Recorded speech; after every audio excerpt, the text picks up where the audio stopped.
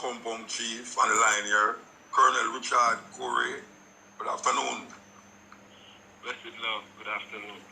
Yes, sir. I see your name is in the news a lot here as it relates to installing and other things that is developing in the area.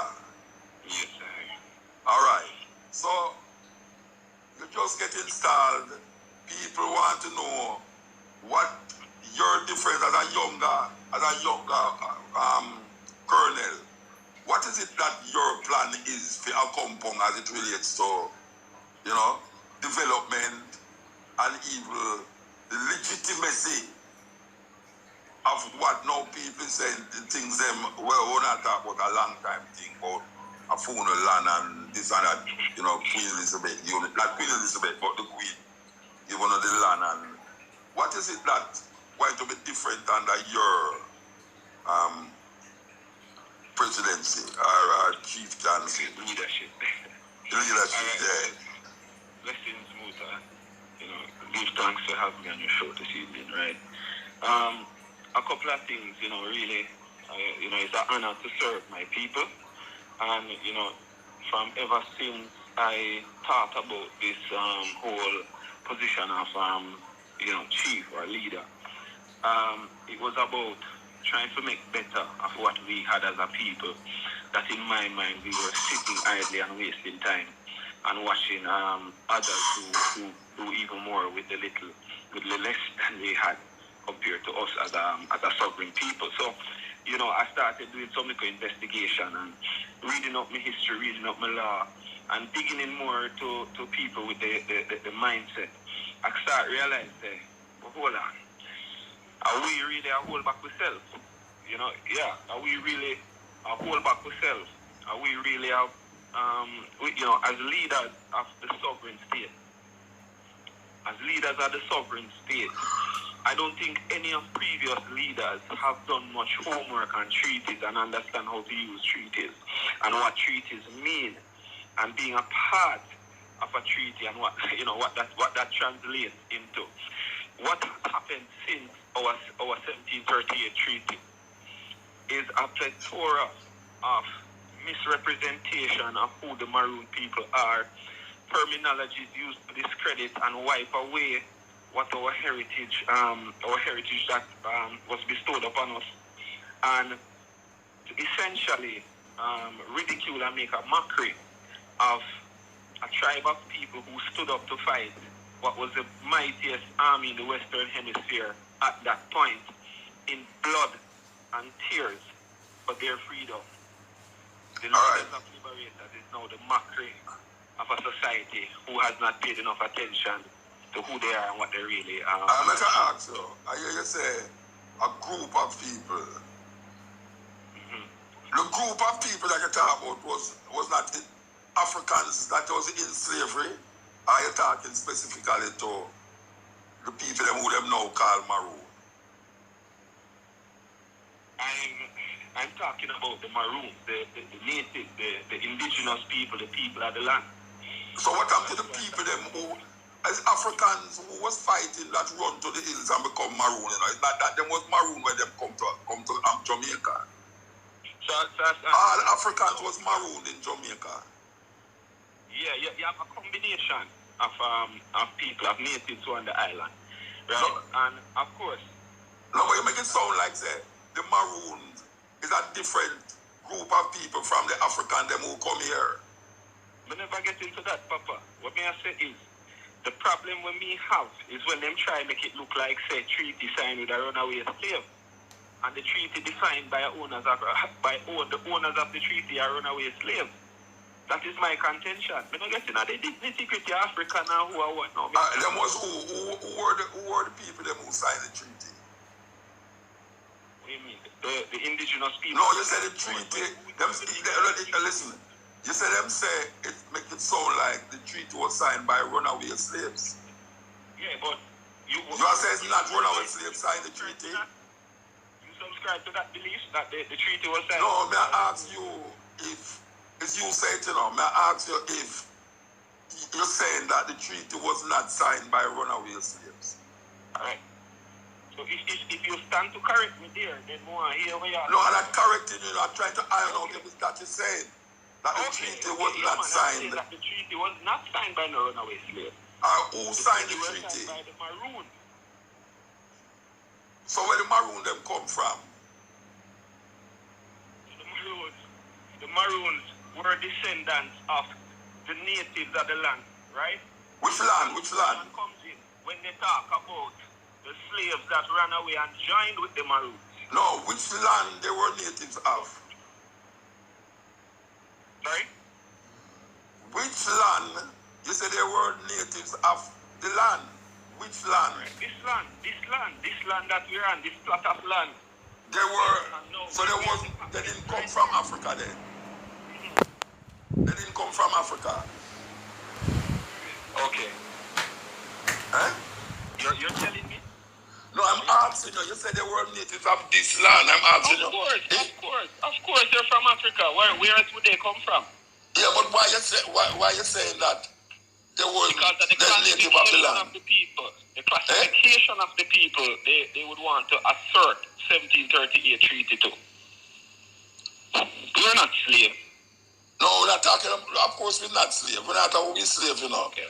You say, but for purpose of the reasoning, when we're talking about runaway slave, meaning say people who were under slavery, under bondage by the white people, them who occupied Jamaica, they run away from that slavery. You don't give credence to that? No, I don't give credence to it. I give credence to the fact that they must say it's runaway slave. Was signed by runaway slaves. All right, so I agree with you. So it wasn't signed by runaway slaves. It was signed by the natives of Jamaica. The natives of what you know as Jamaica. So I mean, I know or what it is to you. I think I had the historian. No, you don't know. But when you man talk to me, so virgin, may I ask you, I know you and me, I want to talk, you know. May I ask you if the people them who you call the natives of Jamaica, may I ask about it's them we are talking about, you know. Mm-hmm. It's them we are talking about. Mm-hmm. So I am asking you, really. The tribes otherwise known as Tainos, under the epitome of words they lose us under. So you're talking about where the Moorish origins came from and who we so the natives of the Maroon is connected to the Tainos. So I'm asking you, what are you? No, you can't ask me, I ask you, is me I interview you, or you interview me. I'm not saying nothing, I'm trying to figure out what you're saying. Okay. So I'm saying to you, because we talk about the natives of Jamaica now, that is where them call the place now. So what you call this land? What you call this land?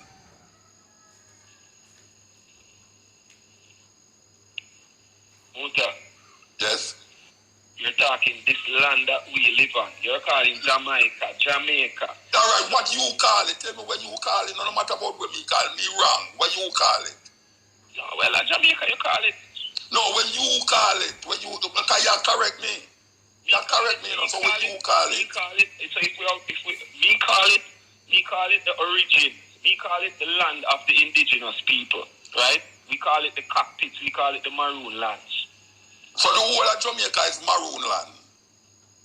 Then if the first set of people them with their own land. So the first set of people them was the Taino? No? Taino is the reference given to them, yes. And the people them know who they call Maroons are Tainos? No, they're a mixture. There's a combination. So they are a mixture of Tainos and what? A combination of tribes that call. Listen, the fact of the matter, Muta. You see, we don't want it to make it seem as if there are one set of people on the island. There were tribes living across the island. Yeah, but I am asking you, the people them who call the Maroons is a mixture of Tainos and African. That is what you're saying. Correct. All right, so the people them in Charlestown, in Moortown, is it similar? They are a mixture of Tainos and African. That is it, my boss. No, I do have no problem with where you say that. I do have no problem. So what I am saying now, Go ahead. Yeah, since I do have no problem with what you're saying, I am asking now, the term maroon, when it is used in a way that it sounds like the Maroons is a different set of people from me. Alright, so again, a black man versus an African American. Is it the same person or two different persons?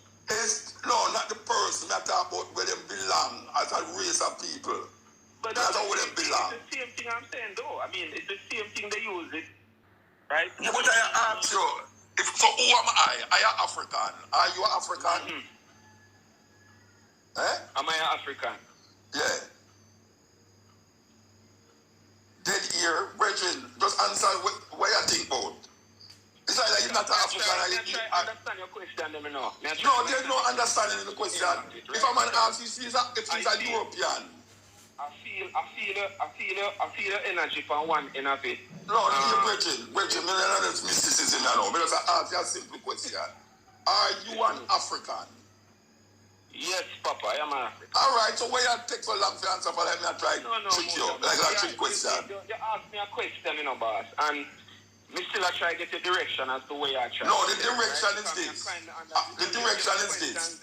The Maroon, the language of the Maroon over the years is that there are different set of people from the people outside of Accompong, outside of Charles, outside of Moortown. That them, like for instance me, who don't claim Maroon business. Papa, we are the same people, Papa. We are the same people. Yeah, that's what I'm trying to find out from you. If you give credence to that argument or you don't give credence to the argument. You say that you don't give credence to it. Could you get that clear? Well, that's why we can't. No, we don't get it clear because you say if African American and Jamaican are the same person. They all could be the same person. It's the people we are talking about, not person. Black American, sorry? A black American and a Jamaican from Jamaica. We're not talking about person, we're talking about the people who make up a nation, a group of people. Like African American and we is African. So we don't mix it up and say Afro-American or Jamaican African or something. We are Africans. Yeah. So now, when we reach Jamaica, what people get when they talk about the Maroons, there is a feeling that the Maroons is a different set of people from people who born in a trench town. Okay. Them get a difference. So I want you now to crush that thinking that Jamaican people can know say you as a new chief who get installed the other day is seen that all of it is Africans, including the people them uptown and downtown who related to Africa. There's no denial in that, Papa. Alright, so we're done with that. We don't want we'll love that now. Alright. So let me ask you a question now. Over the years I've been talking to the colonels, especially in Charlestown and Moortown. And we say, look here, when is it that we wrap it up? Let me just, we can come back after that, after the music news. We can come back after the music news.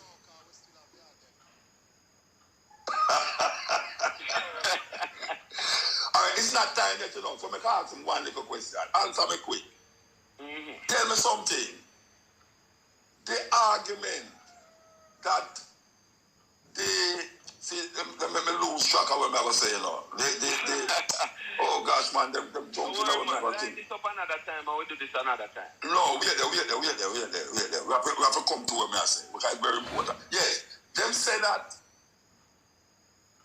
When I ask the colonel, them say, when we say, only now apologize for all the things that were happening with Taki and Paul Bogle and them say there's no apology necessary. You share that view? What are you saying to me now? What is the issue? You have to explain the challenge. That most of the revolution that take place among most of the slave uprising, the people them who instigate the slave uprising, was captured and turned over to by the British, by the so-called Maroons. So I'm asking you now, if you give credence to that reasoning, say don't